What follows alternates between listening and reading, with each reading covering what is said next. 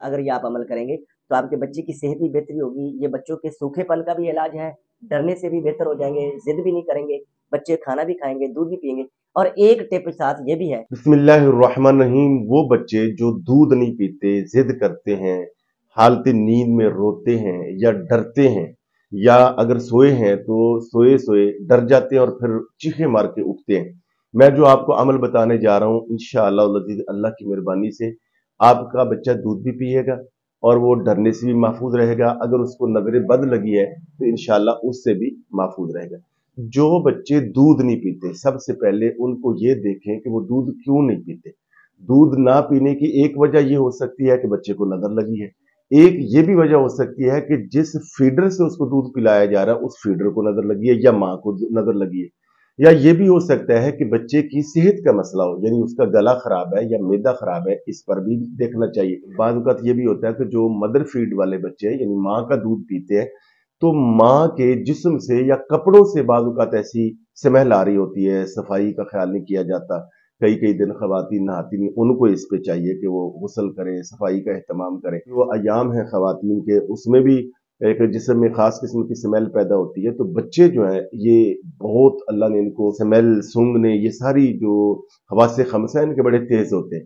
तो इसलिए भी बच्चे नहीं दूध पीते। और अगर बच्चे के गले का मसला है तो डॉक्टर को दिखाएं। जो बच्चे दूध नहीं पीते उनको सूरह अस्साफात की आखिरी 3 आयत, यानी 23वां पारा सूरह अस्साफात आखिरी 3 आयत, सुबहान रब्बिक रब्बिल इज्जति अम्मा यसिफून वस्सलामुन अलल मुरसलीन वल्हम्दुलिल्लाहि रब्बिल आलमीन, ये 3 आयत किसी भी चीनी की प्लेट के ऊपर हाथ से खुद लिख लें, यानी स्याही वाले कलम के साथ लिखकर इसमें पानी डालें और पानी डाल के बोतल में महफूज कर लें। ये बच्चे को थोड़ा दूध में डाल के पिलाएं, वैसे पिलाएं।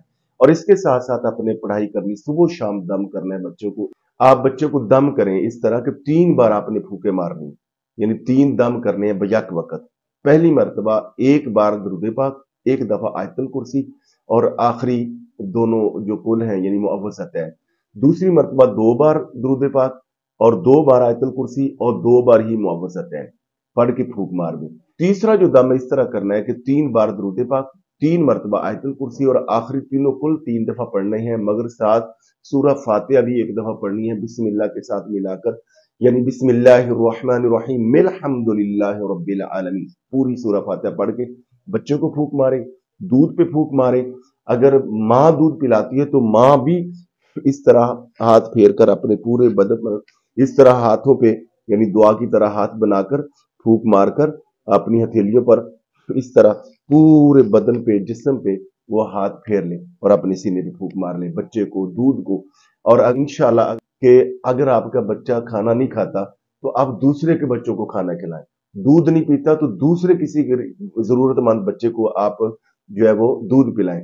जब आप लोगों में खैर तकसीम करेंगे तो वही खैर लौट कर आपकी तरफ भी इंशाअल्लाह आएगी।